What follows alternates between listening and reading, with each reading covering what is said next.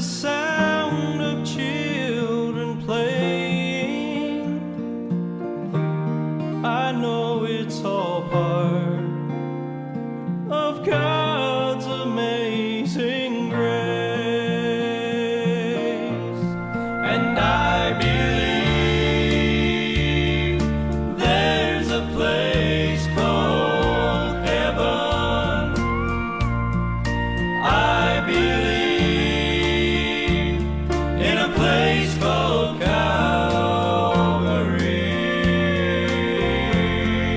I believe in a man, his name is Jesus. And I believe that he gave his life for me.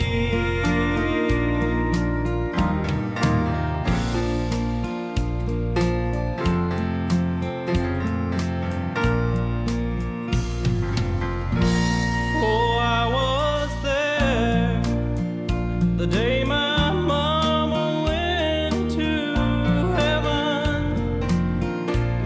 I held her hand as she closed her eyes to sleep, and I felt the power of 10,000 angels take her soul away to be crowned at Jesus'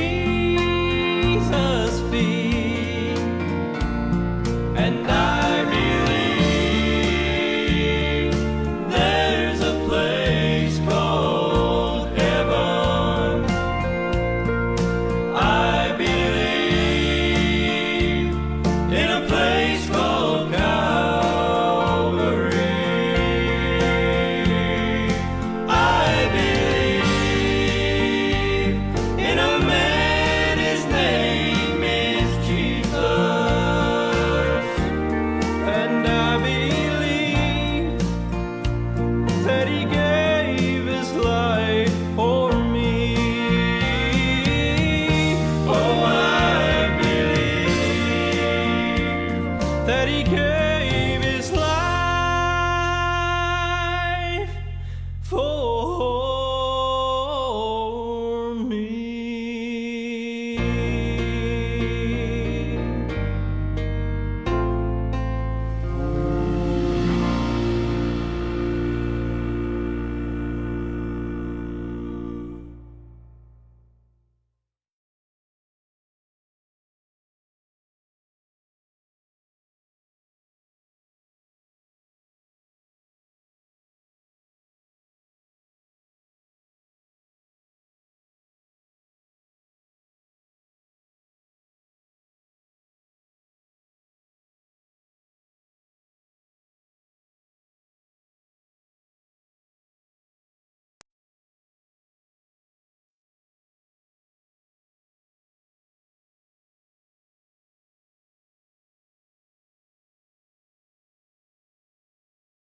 Morning, blessed morning to our brothers and sisters in the Lord, and wherever you are, may God bless us. May God give us encouragement this morning for another episode here in Human every morning. Thank God for another opportunities, oh God, to each everyone that God gave us this morning. And I believe, sugat ko tayo, Brother George, para nakikita ka sa camera. Yan. At salamat sa Panginoon na tayo po ay kita-kita muli dito sa ating programa. Ang purpose ng ating programa ay tayo po ay makapag-bahagi ng Ebanghelyo ng Panginoon. At I believe everyone is excited for another episode here in Human Every Morning, developing a strong faith to God. You know, because it is important to develop our faith to God. When we say faith, it should be biblical.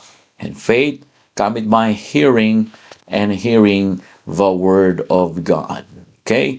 That's why I really praise God that in our church, we talk about the word of God. The Bible is not just a book. The Bible is not just a storybook. The Bible is preserved, purposely, powerful, pure, written word of God. Amen. And I really, really praise God that the Word of God always available. Alright, so magandang umaga. Batiin muna natin sila, Brother Jobs. Pakibati muna sila. Amen. Good morning, everyone. At salamat po sa Panginoon. Thanks, Amen, God, amen. that we have a privilege again to speak, lang sila. talk about the Word of God. And good morning po sa ating mga kapatiran dyan. Si Ma'am Helen Kapundan. Good morning po. Good morning. Good morning po, Sister Clarice. Amen. Sister, of course, Sister Crizel, Brother Janver. Amen. Good morning po kay Brother Russell in Bicol, Meng Genoteva. Good morning. Brother Samuel yan. This is Brother Samuel. Brother Samuel, good morning. Good morning po. So, of course, Sister Bona, then dyan po sa Perth, Wycombe. Good Amen, morning po. And of course, Brother Mac. Brother Mac, good morning. You know, yan ang ating So, kita kasi Brother Mac eh. pambato. Amen. Tapos si Nanay Amelia. Nanay, Morning, basta po kayo Amelia. Nanay Amelia. Okay, good morning kayo dyan sa Taguig, sa aking mga magulang. Good morning.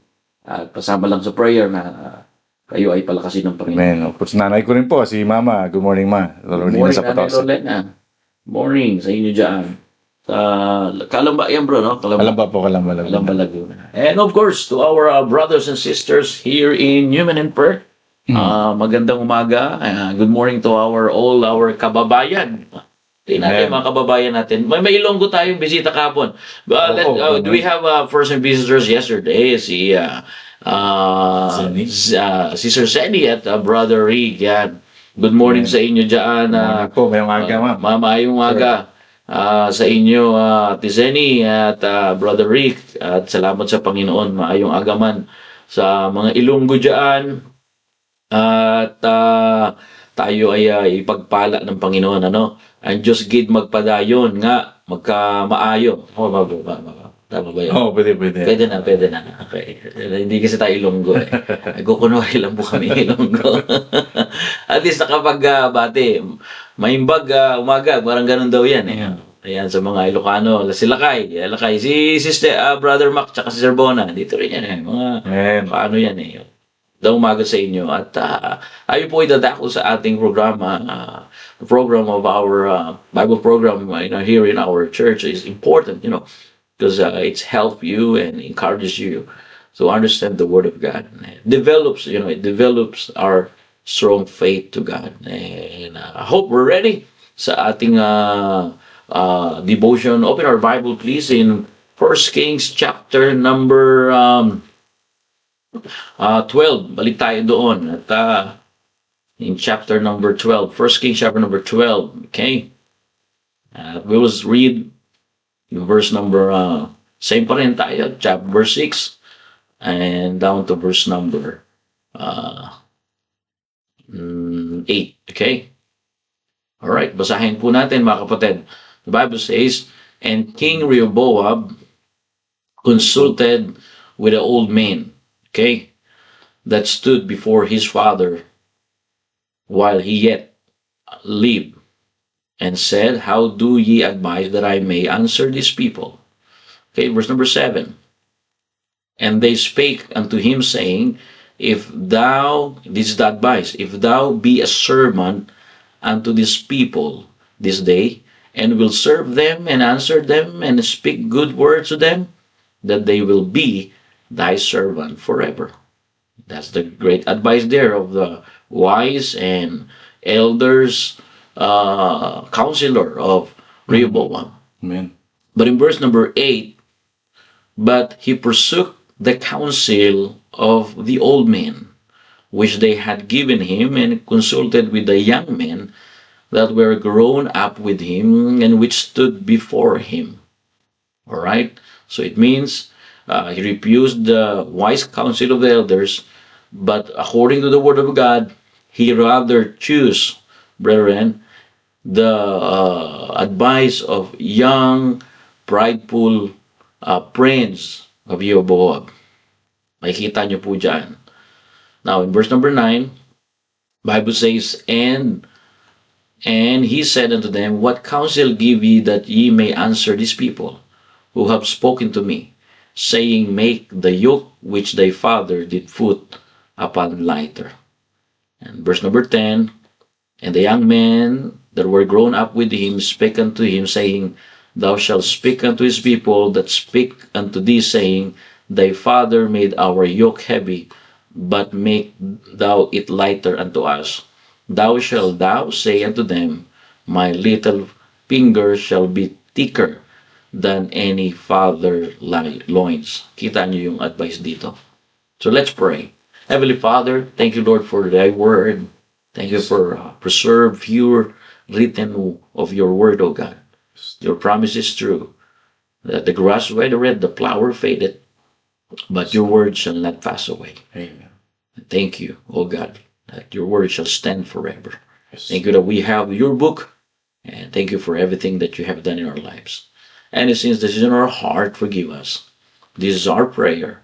In Jesus' name, amen, Amen. and amen. Alrighty. Thank you very much. Again, blessed morning to our brethren. Magandang umaga po, wherever you are. My prayer is that God help you and God gave you extra strength for the whole day. To our brothers and sisters in Yumen, may the Lord also bless you and keep you safe from harm and danger. So in this passage, brethren, it is important to understand this. Makikita po natin dito sa ating binasa yung kahalagahan po ng godly advice. Like what I said last week, don't mistake confidence for wisdom. Alright? Wag, hindi ibig sabihin confident na tayo ay meron na tayong wisdom. So yung wisdom is intentionally training yan. Bible says in Proverbs chapter number 22 verse 6, train up a child in the way he should go. And I really praise God that we have church here. Brother Jobs, I've been trained in a church. I was a young people during those times. I praise God for our pastor, Pastor Hilorena, that he taught me and trained me when I was younger. Of course, I'm not perfect. I have a lot of mistakes in the past. But what I learned in the training is, the wisdom. That's the seed in my heart, that wisdom. Wisdom came from, not in this world, but came from the Holy Book, came from the Book of God. That's why I really praise God that I remember the godly advices from the book, came from the Book of God, came from the Word of God. Brethren, listen to this. Without the Word of God, our life is no value. Correct. That's why it is important that if we really need the good advice, if we really need the great advice,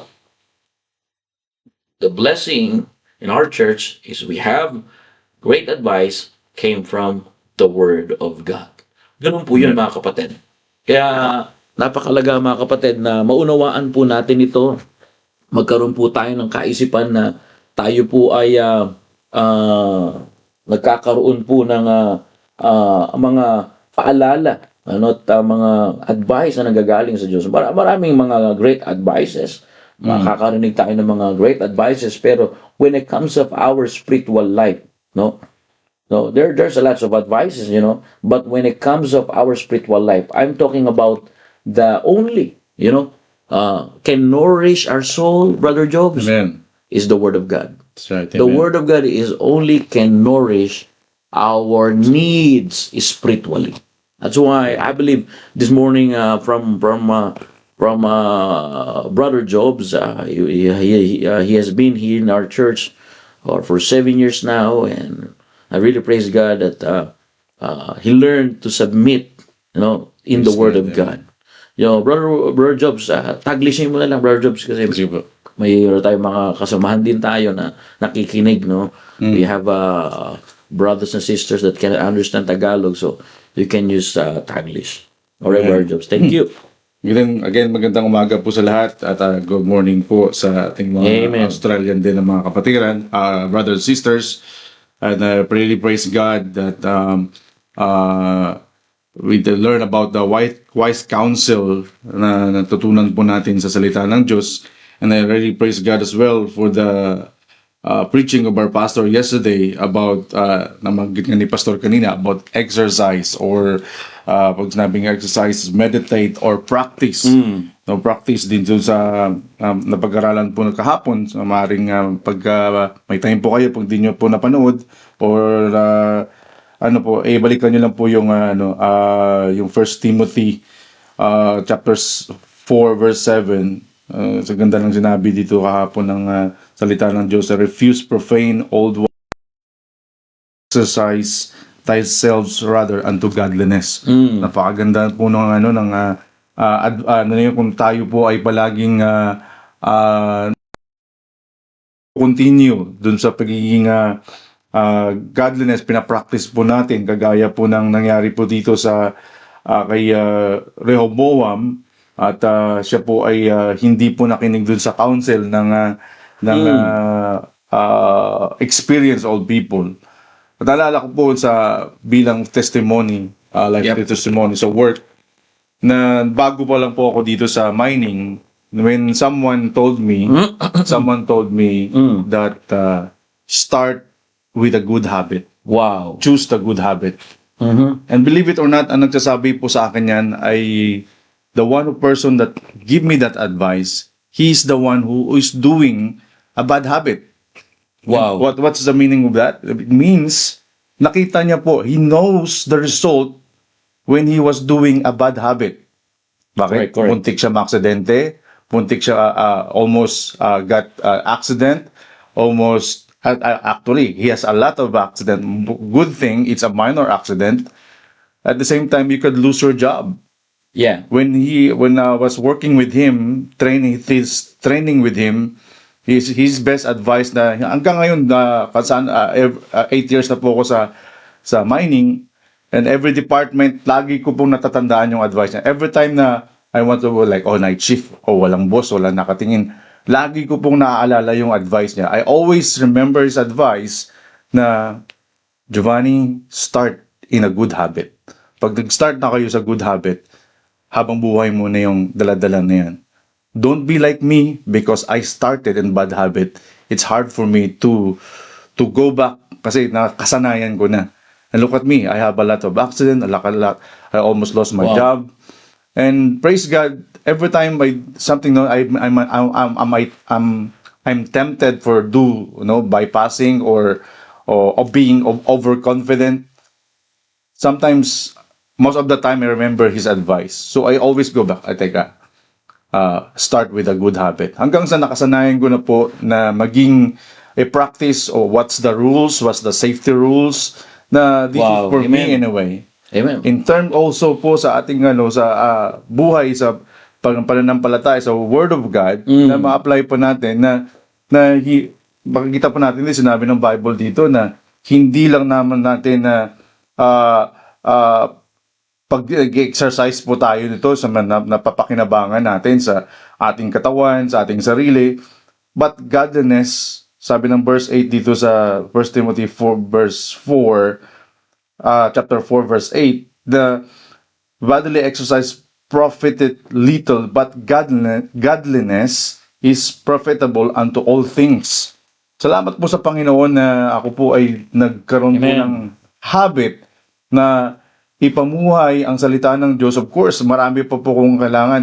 Binomold pa tayo po lahat ng Panginoon sa salita niya, na marami pa po tayong kailangan na tanggalin ang mga pabigat sa buhay natin o mga mga weaknesses natin. But sa pamamagitan ng habit po natin dito sa pagbabasa, pag-aaral ng salita ng Diyos, hindi naman sa pag-aaral, kundi inihingi natin sa Panginoon na ma-apply natin yung salita niya through His strength, na ma-overcome natin yung mga weaknesses natin. Na unti-unti nakikita ko sa biyaya ng Panginoon in the past 8 years, kasi dito po ko talaga na kilala ang Panginoon when I moved here in Newman, at sa biyaya ng Panginoon, na dito ko rin po na may nakapag-share sa akin, doon nagsimula po yung good habit na sa pagbigising sa umaga, andun yung prayers. Bago umalis ng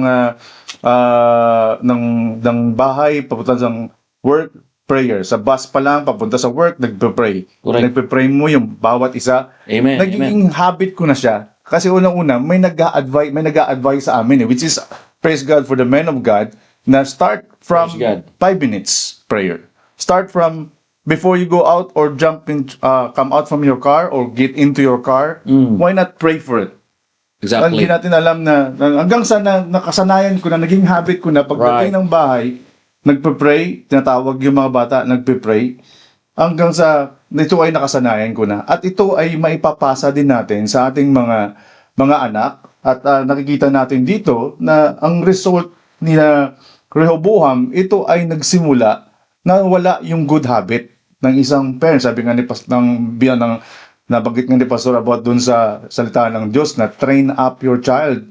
Nawala yung habit ng isang parents dito to train him, kaya naging ganun din siya, naging result ito. Kaya sa akin naging challenge, nag-usap nga kami kanina ni Pastor na kailangan natin na tutukan yung mga bata. Kasi sila ay kailangan talaga Correct. lumago at lumaki din sa Man. pagiging good habit na ina-apply po ang salita ng Diyos. At salamat sa Panginoon na ito po ay working on progress, na marami pa pong kailangan i-apply good habits sa aking sarili, na kailangan ko i-win yung aking sarili, win yung aking family, na maging ganun din madadala sa loob ng workplace, na makikita nila na hindi lamang tayo nagme-memorize ng Word of God, at the same time nakikita nila sa mga banggit ni Pastor kahapon na nababasa nila yung galaw natin through the Word of God, because naging habit na natin na Amen. pag may nagsasalita sa'yo dyan ng hindi maganda, anong ginagawa natin?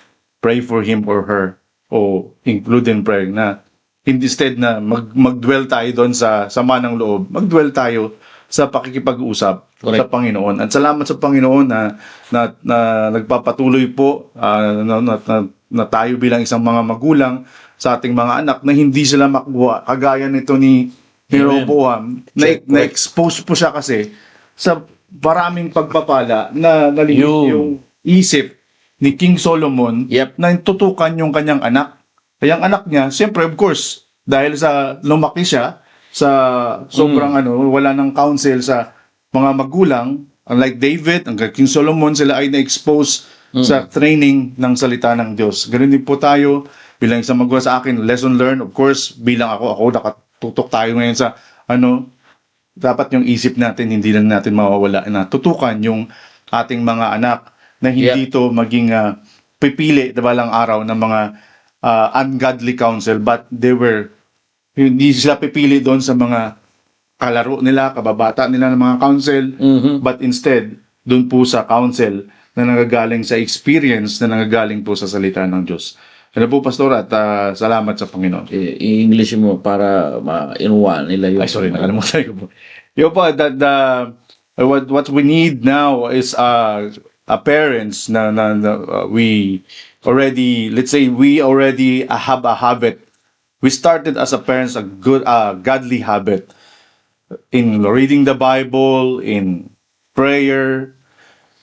What we need as well is, don't forget about our children as well, that we need to advise them, we need to check to them, are they also following your steps as a good habit, getting a wise counsel from the Word of God? Sometimes, what happened here to Rehoboam, that's the result because of his dad was already so much overwhelmed on the blessing that he received, the material blessings. And then when he chose to disregard the Word of God, disregard the commandment of God, that don't do this, don't do that, he's still going on, and then realized that his son was looking at him, that his son is capturing all those situations, and no one counseling him. He exposed na siya ay naging, makita mo dito, he wants more to be listen to the young people na katulad niya na gusto niya he wants to listen more of those also children that are not exposed in the Word of God.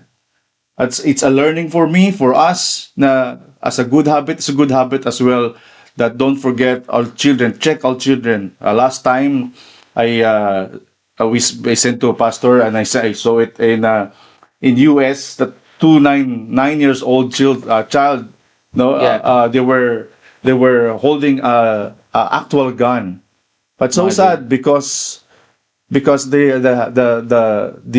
were disregarded by their parents to just to play in online games, stuff like that.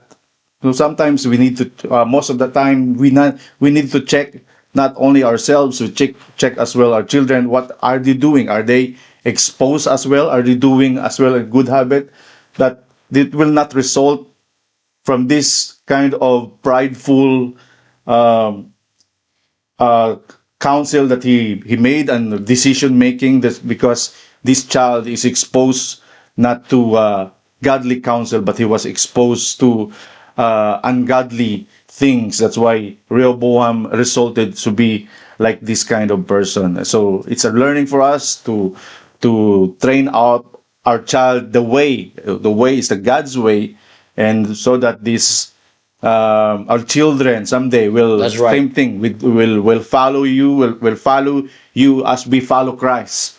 And praise God for that. And we'll continue to pray that as children, as parents, will continue to train our children through the foundations, the Word of God.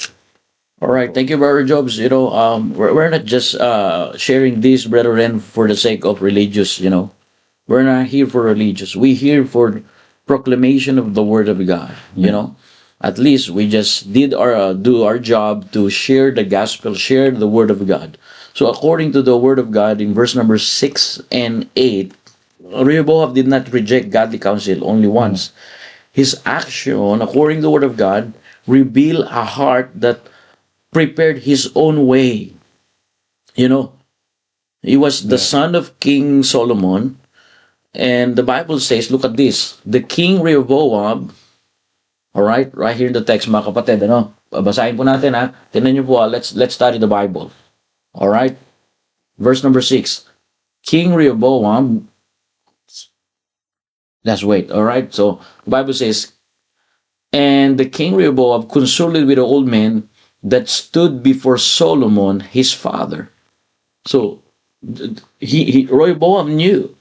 So Rehoboam knew that Solomon was succeed, and Solomon was successful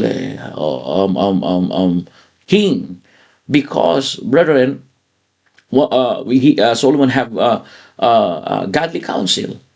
But the Bible says Rehoboam did not reject godly counsel only once. His action revealed a heart that prepared his own way. And brethren, when we have habit to reject wise counsel, when rejecting wise counsel become a habit, it leads to spiritual decline. Amen. Nakukuha niyo po ba? So pagka nasanay tayo na tinatanggihan natin yung wise counsel, magpe-pretend tayo na okay, pero yung buhay natin hindi lumalago.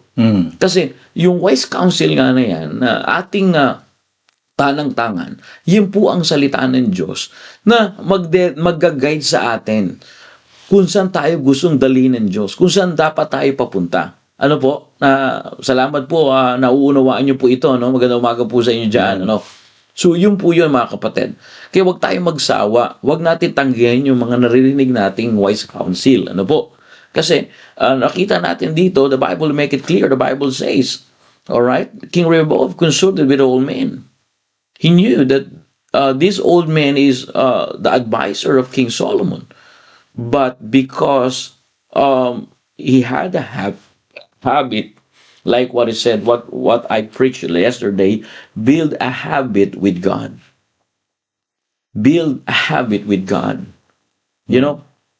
If you always build a habit with God, that's what we talked about yesterday, Brethren, knowing about God is not the same as walking with God. You need to build a habit with God.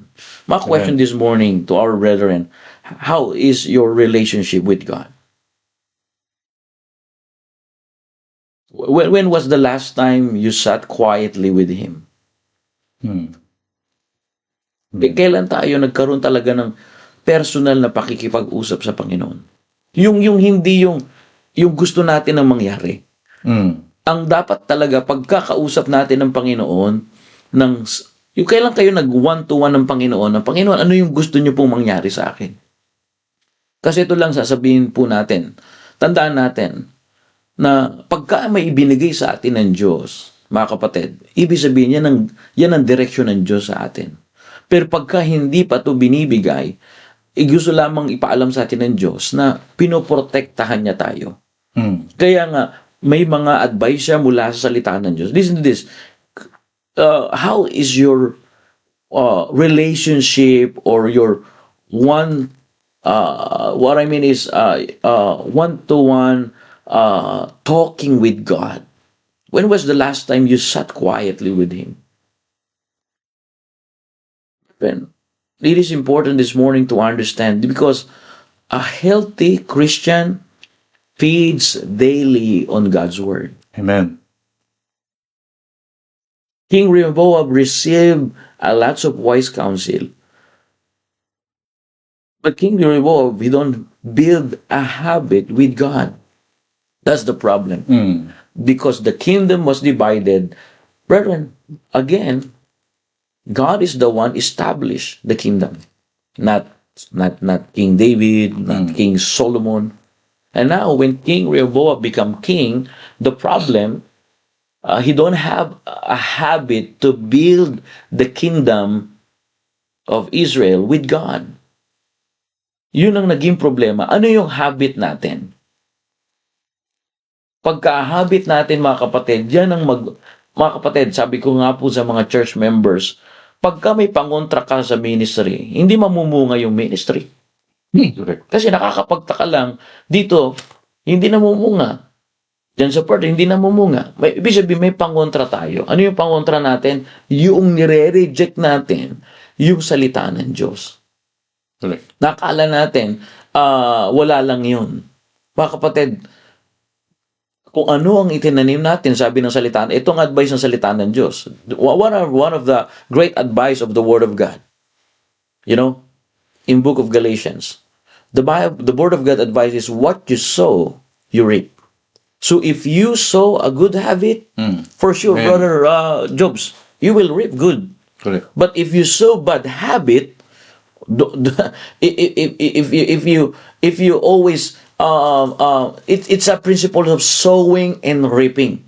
So what happened to King Rehoboam, brethren, in this chapter is he had the habit that rejecting the Word of God, rejecting the wise counsel from the Word of God. Of course, King Solomon, if you, of course, Solomon, there's chapter 11, there's happened to Solomon, but let's point at what happened to Solomon, how God blessed him. Imagine twice that the Lord talked to Solomon. According to what the Lord appeared Solomon twice, and God established the kingdom of Solomon because Solomon always have habit to build an altar. Amen.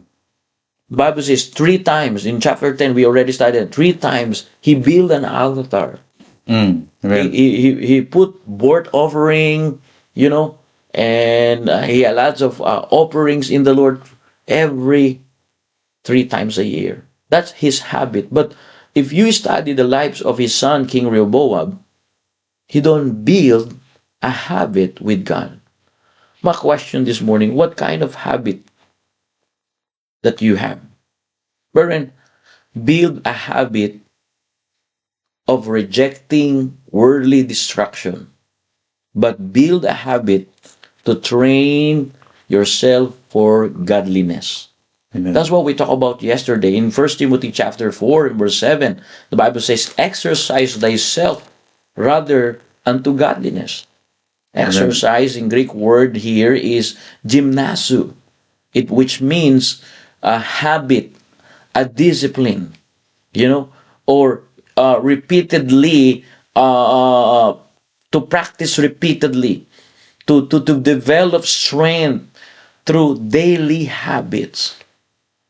That's the word exercise there in First Timothy chapter verse 7, that exercise rather unto godliness. So train yourself. What Apostle Paul saying to Timothy, train yourself for godliness. Treat your spiritual growth like a vital daily habit or daily practice.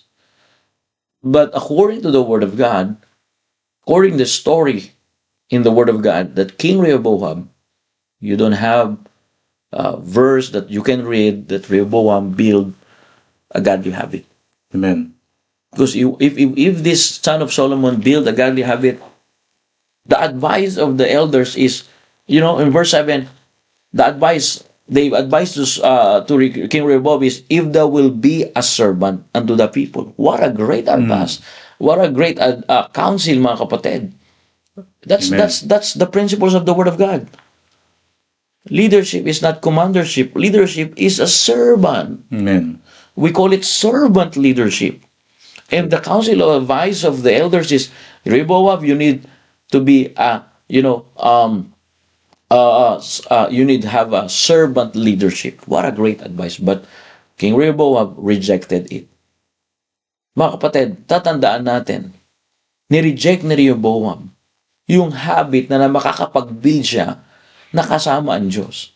Mga kapatid, pagka ang habit mo, hindi mo kasama ang Diyos, tandaan mo, dalawa lang yan. Kung yung ginagawa mo ngayon ay hindi sa Diyos, hindi talaga sa Diyos yan. Kanino yan? Alright? Sa kaaway ng Diyos. Sa Diablo. Pagka hindi nandyan ang Diyos, hindi sa Diyos yan, sa kaaway ng Diyos yan. Alright? Huwag nyo i-general yan, ha? Na pagka hindi ka nagsimba, kaaway ka na ng Diyos. Hindi po. Huwag nyo i-general yan. Uso na ngayon yung pagka mayroon kang live streaming, kukuha sila ng mga words mo, tapos i-highlight nila yon. Huwag kayo mag-highlight ng mga words na hindi nyo naman naiintindihan. Correct. Amen. Yung mag-highlights ka ng word na, tinan mo, sabi ng preacher na yun, Diablo agad, di lang nagsimba. Hindi po. Ibig sabihin, yung habit natin na hindi para sa Diyos at wala tayong kaalam-alam sa Diyos. Kahapon, meron ditong pamilya na mga Australiano, mga puti po sila. Kinausap nila ako. Tinanong nila yung advice. Paano ko, sabi nila sa akin kahapon, naririnig ko na magpatawad, sabi ng mga Australiano rito ng mga puti, magpatawad. Couple po sila eh. At nandun yung mga anak nila, sabi nila sa akin, paano ko matututunan yung magpatawad? Hindi ko maunawaan talaga, hindi ko kayang gawin. Paano ba simulan? Maganda nga yung tanong, Brad. Nahihirapan siyang gawin yung magpatawad. Maganda yung narinig niyang counsel sa simbahan natin. But the counsel is simple. When someone yesterday asked me, how can I heard a lot of preaching about forgiveness, but for me it's hard to apply forgiveness. So she asked me with her husband, said, how can I forgive? All right. I opened the Word of God, of course. Because the Word of God have a great advice. Amen. Amen. Mga kapatid, pagka gusto nyo ng advice, balik na kayo sa Biblia. Amen. Wala nang dadabis doon. Just go back to the Bible. The advice is already there. All right? You ask me how you practice, how you have strength to forgive. All right? Because the Bible says God gave us power. God gave us strength to forgive. God gave us strength to love. So now, how you can forgive? In book of Matthew chapter number 4, Jesus said, if they rejected you because you do good to them, is still rejecting you, you give something to them, is still rejecting you, despisefully use you, the Bible says in Matthew chapter 5, verse 44. The last word of the Lord Jesus Christ there, Amen. pray for them. That's right. Why? Because you do your part, but this time God will do His part. Amen. So what you going to do? Pray for them. And I said to her, all right now you don't have strength to forgive, but I believe God gave you power, or the word power there is strength, to pray for them, Amen. to pray for your enemy, to pray for those people that don't like you, those people that reject you, those people that talking back against you, you need to pray for them. My sister, because if the prayer cannot change them for the meantime, Amen. prayer can change your heart. Right. Remember, God is always teaching us. That's right. God is always teaching us, Brother Jobs. Amen. Kaya, kung yung panalangin mo sa kaaway mo ngayon na kinaiinisan mo na ayaw mo nang makita yung pagmumuka, sabi mo, kakabiyan, grabing ginawa sa akin yan, hindi ko na mapapatawad yan. Mga kapatid, sino tayo bilang tao na hindi makapagpatawad? Yung Diyos nga na nasa langit na, Amen. bumaba sa lupa, pinatawad tayo. At ngayon, nagturo siya rito sa lupa, tinuruan niya tayo, na-record ang kanyang salita para magamit natin sa panahon natin. Imagine, 2026 ago, God, the Son of God, stepped out from eternity, Brother Jobs, and enter in humanity for one reason, to show how to forgive. Amen. And how in the world I cannot forgive if God in heaven came to this planet Earth, came in this temporal world to forgive. Correct. So the advice of the Lord Jesus Christ, in Matthew chapter number 5, verse 44, if they despitefully use you, if they reject you, all right, love your enemy, and then pray for them. Amen. Because if the prayer cannot change your enemy, prayer can change your heart. That's right. Where the problem is we're rejecting advice. The Word of God is perfect advice. Amen. What I'm trying to say this morning is, I have the Word of God this morning. I have infallible, inerrant Word of God advice. And this advice, brethren, is perfect for our weakness. Are you there, amen? Naghahanap tayo ng sagot, pero hindi natin binabalikan yung salita ng Diyos. Correct. Huwag natin pairalin yung emosyon natin, mga kapatid. Huwag, mga kapatid. Lahat tayo na mayroong kalungkutan. Ako, nagkakaroon ng kabagsakan. May lumural ako, may kalungkutan ako.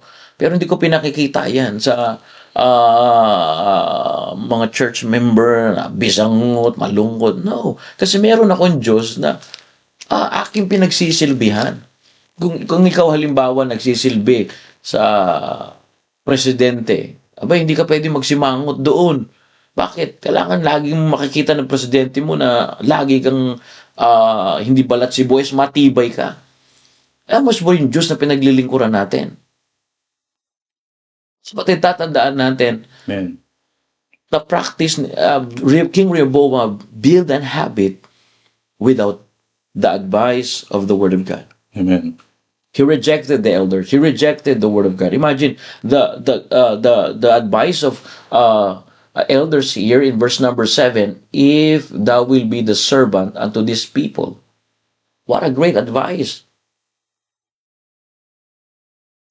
The elders giving the Word of God to King Rehoboam that you need to have a servant leadership, like your granddad David, like your Solomon, like your dad Solomon, like your father Solomon.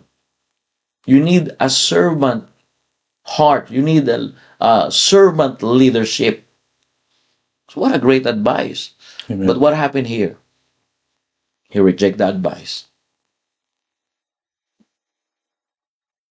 And brethren, every advice, it help us and develop us a habit. Lahat ng sinasabi sa salita ng Diyos, pagagandahin ka niyan, pagagwapuhin ka niyan, magkakaroon ka ng kapayapaan. Hanggat namumuhay ka sa sama ng loob, papangit tayo ng papangit. Hindi lang sa itsura, Brother Jobs, kundi yung puso natin, paitim ng paitim yan.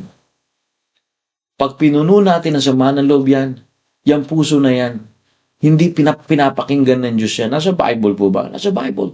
It is in the Bible, brethren, that if we regarded iniquity in our heart, the Lord will not hear us. So, learn to forgive. Build a habit with God that, every time you receive the word of God, that you learn to forgive. You need to pray for them, love your enemy, and pray for them, because if the prayer cannot change their heart, it helps you, it benefits you, because it changed your heart. Are you there? Amen. Amen. Remember, it is important. The Bible says, build an habit to feed brothers and sisters, to feed daily. Build the habit of feeding on God's truth. Amen. A good habit, not a bad habit.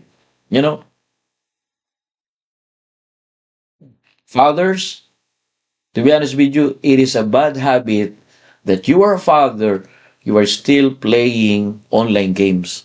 Correct. We're not attacking you. It's up to you. You have freedom Amen. of choose. You have freedom to choose. From time to time, we can choose what kind of life we can live. But a member of our church, to our brothers and sisters in the church, a member of our church, to young people here, it is a bad habit to play online games. Amen. It is a good habit to feed your mind daily on God's truth. Amen. Either amen. Wag po yung may pamilya ka na, tapos nag-online games ka pa. Correct. Hindi mo alam, pagka ikaw ay tatay na nag-online games ka pa, finipid mo yung mind mo na magkaroon ng pagsasayang ng oras. Akala kasi natin nakakabagot magbasa ng Biblia. Mga kapatid, naalala ko siya nasabi ni Pastor Hill, pagka siya nag-aaral ng Biblia, Brad, hindi na siya makatayo. Ibig sabihin, hindi na niya maiwanan basta-basta dahil ang dami niya nakukuwang truth. Wow. Mga kapatid, alam mo ang masarap sa isang Kristiyano, yung siya ay namumuhay sa katotohanan. At the Amen. more niya nalalaman ng katotohanan ng Diyos sa salitaan ng Diyos, ay the more siyang yung gana niya, yung kasigasigan niya, yung kanyang buhay, ay ang sarap-sarap kasi nakikita niya ng katotohanan. Mga kapatid, matagal tayong dinaya ng dyablo sa kasinungalingan. Brethren, the people needs the truth of God. Amen. And church, let us encourage our family. Fathers, let us lead our family. Mothers, let's be a completer of the home. Fathers, let's be a leader of the home that build an habit to feed daily on God's truth. Amen. Fathers, stop playing online games. It wastes your time. It wastes your time. Oh, Brother Job, you've been there, no? Pwede mo na may-share ng konti yan, Taglisin mo na lang para makaunawa rin yung iba. Amen. Yes, po, that's right. I was a victim before on online games few years back, maybe 10 years ago. I was just let the children playing there and just go to my room and online games. And so sad, makita mo yung effect is actually Josh fell on the couch and hit his head on the floor. And it was, praise God, that his skull didn't crack that time, but he was rushed to hospital. But see, that time, God really speak to my heart, and I was blaming myself. What am I doing? That's really the wake-up call for me, kasi pinabayaan ko yung bata, negligence, kumbaga. Noon talaga yung naging effect nung nagkakaroon ng aksidente o sa bahay, sa mga bata, hanggang sa paglaki nila ay salamat sa Panginoon na before sila lumaki, before they grow up, I seek godly advice, which is one of the advice in the Bible, that one of the common verse is the Matthew 6:33, seek ye first the kingdom of God and his righteousness, and all these things shall be added to you. When I hear that words, I always ask myself, or we can ask ourselves, are we really seeking God first? Amen. And I go back to there, and when I started to seek God first, when every time I woke up in the morning, tayo po ba pagising natin sa umaga, are we really seeking God's words or social media words or the word of the Bible, our word of the in the phone, on the news or whatever? How about the good news? How about the word of God na matutunan po natin? Kasi sabi nga ng Bible nga, nabanggit ni Pastor kanina, what we sow is what we reap. Kung ano po yung aanihin natin, ano po yung sinimulan natin ngayong araw, magtatapos din tayo sa ganung sitwasyon din na bakit tayo emptiness, bakit tayo, why we feel sensitive, we feel grumpy, sa word nga dito, Right. madalas dito sa Australia na grumpy, sinasabi natin dati wala sa mood. Ang totoo niyan, because we started in the wrong priority. And praise God na as read the Bible, na nabanggit din sa kapon sa preaching about the Lord Jesus Christ. He mentioned about being a man, being exhausted, being hunger, but he go back to the Word of God, go back to the what is written. Naalala ko bigla yung what is written na may isang advice din sa Book of Genesis na alam yung Word of God, pero hindi sinunod. May sinabi ang Diablo, temptation about wag to kakainin. Alam ni Eve na wag kakainin. May advice, pero hindi sununod. Amen. Pero salamat sa Panginoon, God, the Lord Jesus Christ, being a man, He follow, not only about He know the Word of God, but He obey what is written. And salamat with that. At sa ating buhay, ganoon din. Alam natin minsan, we know the Word of God, we even memorize the Word of God. Most of us memorize the Matthew 6:33. But the Word first, is that really in our life? Is that really happening in our life? Is that really the priority? The Word first there in our life is what's also always not asking myself, what's my priority today? Did Amen. I prioritize God today? Correct. When I was empty, feel empty, we feel sensitive, we feel grumpy or whatever. Did I prioritize God today? And go back, praise God. That's why praise God for this online ministry, our Newman Every Morning, because this is it's a start of our feeding to the Word of God, and praise Amen. God.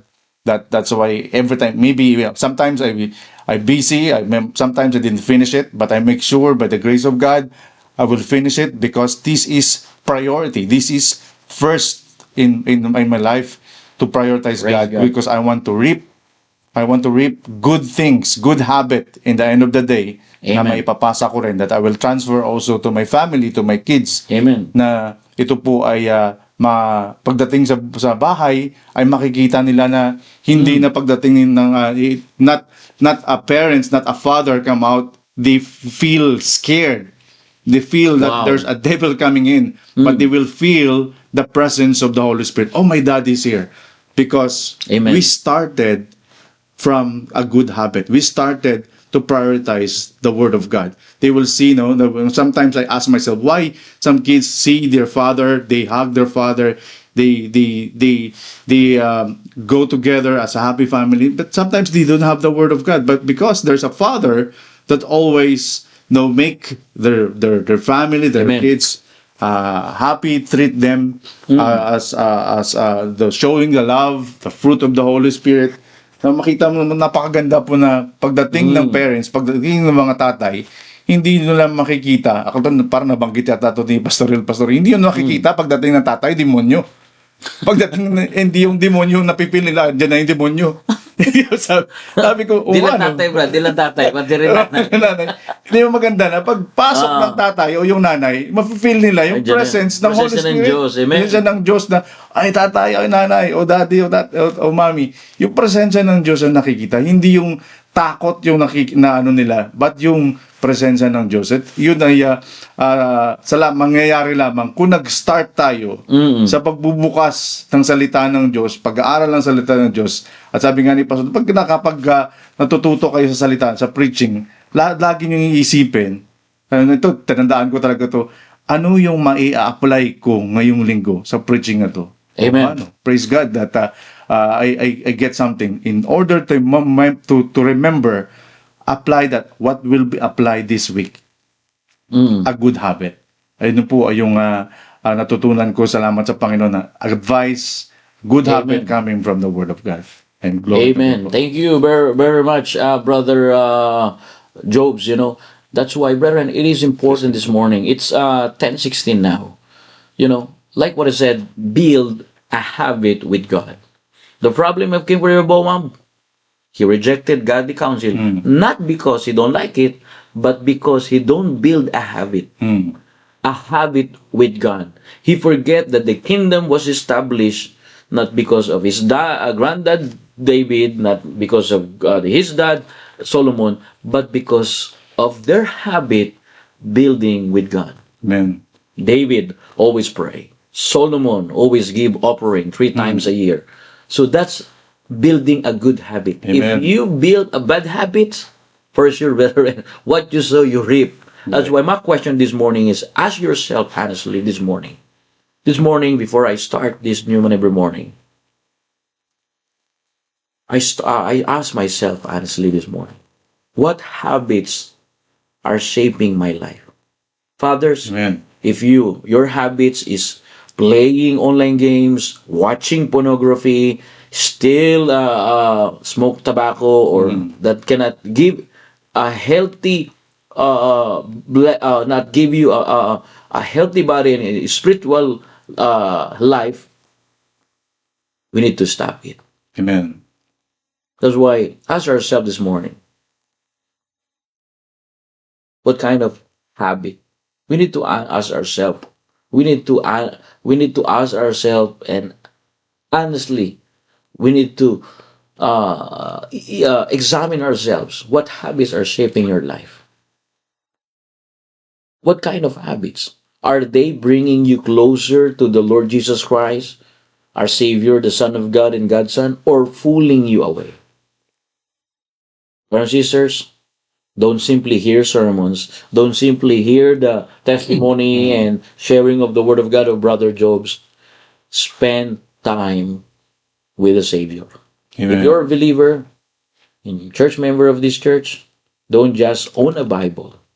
Open it, read it, live it, and then learn to apply and obey it for this week. Amen. Because the strongest Christian are not those with the greatest knowledge alone. They are those, who consistently building a habit and walking with God day after day. Brethren, the message is clear. Build a habit with God to receive the Word of God. Build a habit to feed daily on God's Word. Amen. Build a habit. Because today, a habit becomes tomorrow character. Let me say again. If you build a habit with God today, that habit today habits become tomorrow character. And tomorrow character shape your eternity with our Savior and Lord Jesus Christ. Let us pray, our Jobs. Heavenly Father, thank you for reminding us that godliness is developed through daily fellowship with you, Amen. daily feeding of your truth in your words. Yes. Forgive us for the times we have been busy learning about you while neglecting to spend time with you. Mm. Lord, I pray, create in us hunger for your word. Lord, I pray, create in us hunger or passion for prayer. Create in us, O God, a heart that delights in obeying you. Help us, Lord, to build the godly habits that honor you, Lord, every day. Strengthen us, Lord. Strengthen your church in human and person. When we grow weary, when we grow tired, keep us faithful in the small discipline. Start in of godliness. Teach us, Lord. Teach me, Lord. Teach Brother Jobs, Lord.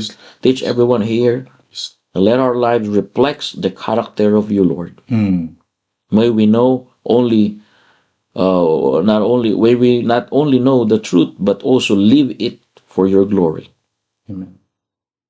Forgive us, Lord, and we trust in you, Lord. Thank you that you died on the cross, shedded your precious sinless blood, but you did not stay dead. Buried, you did not stay dead. 3 days and 3 nights, you rose from the dead.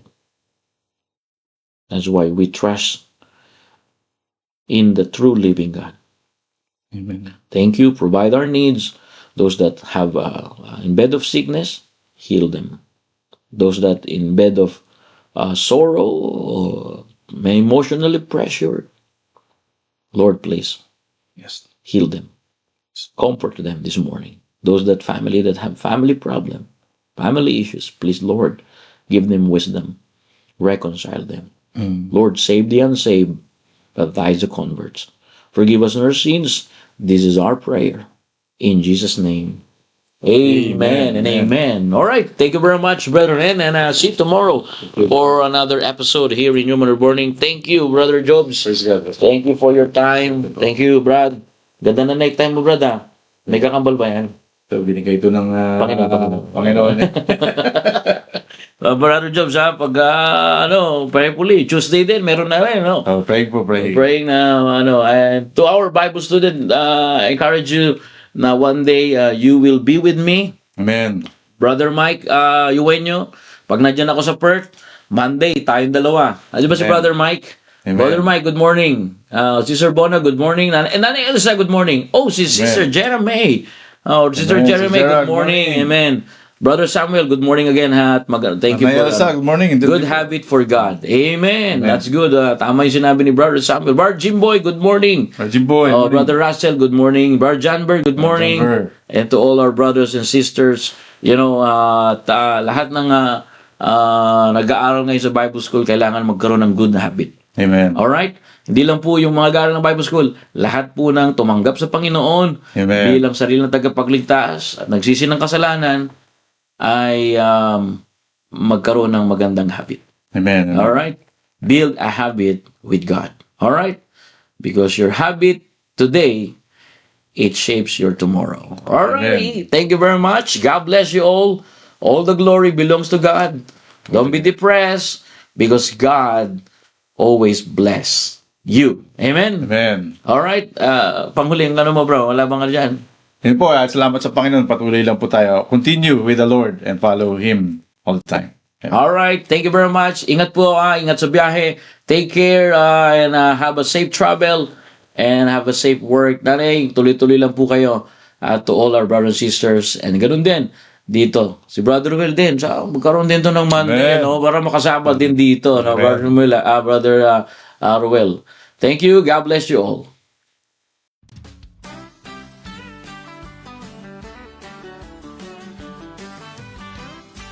I'm too blessed to be depressed. I'm living on love. I'm not buying on time. And I don't need luck, 'cause I've got faith. And I'm too blessed to be depressed, and I'm living on love.